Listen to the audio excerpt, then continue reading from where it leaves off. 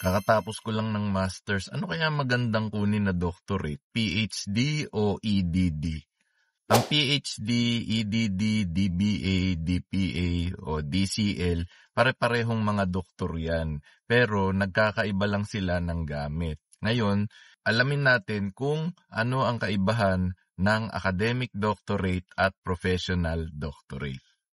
Ang academic doctorate ay ang tinatawag nating Doctor of Philosophy o PhD. Madalas, ang mga kumukuha nito ay yung mga kukuha ng karir sa academe, lalo na kung talagang hilig mo ang pagtuturo.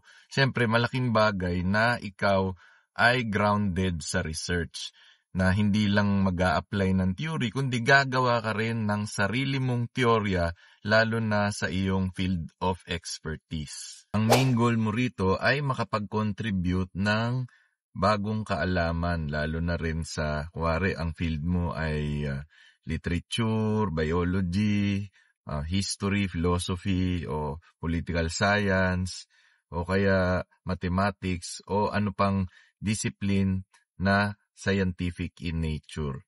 Ang professional doctorate naman, ang halimbawa nito ay yung Doctor of Education, gaya ng EDD, Doctor of Public Administration, DPA, Doctor of Business Administration, DBA, o kaya Doctor of Civil Law o DCL. Yan ang mga halimbawa ng professional doctorates. Kasi sila naman, ang purpose nila ay may apply ang knowledge dun sa kanilang profession. Halimbawa, may mga situations sa kanilang workplace na kailangan ng solusyon, yun ang gagawan nila ng research. Sa madaling sabi, it's more of application sa existing body of knowledge. Kaya gagamit sila ng mga existing framework at titignan nila kung ito ay mag-fit doon sa kanilang pinagtatrabahuan o kaya doon sa department kung saan sila ang posibleng head.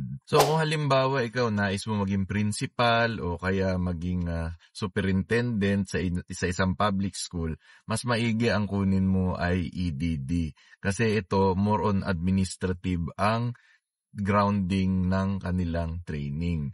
Kung ang gusto mo naman maging academician, magturo sa college, halimbawa, at talagang maging kilala dun sa discipline na iyon, mas maigi naman na ikaw ay kumuha ng PhD. Kasi ito talaga grounded yan sa theory, lalo na sa methodology at iba pa.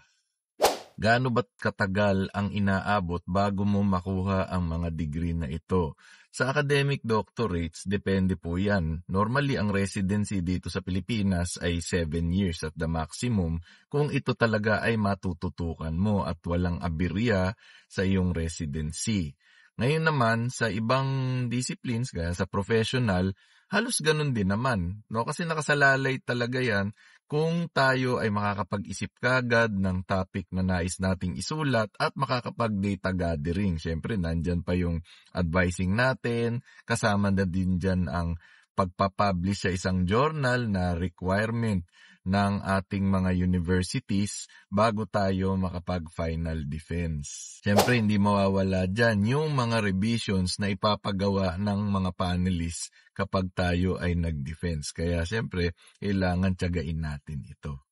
Isang karangalan para sa isang individual na magkaroon ng isang doctorate degree. Kaya talagang ito ay natural lang na paggugulan ng oras, paghirapan, lalo na yung pagsasaliksik.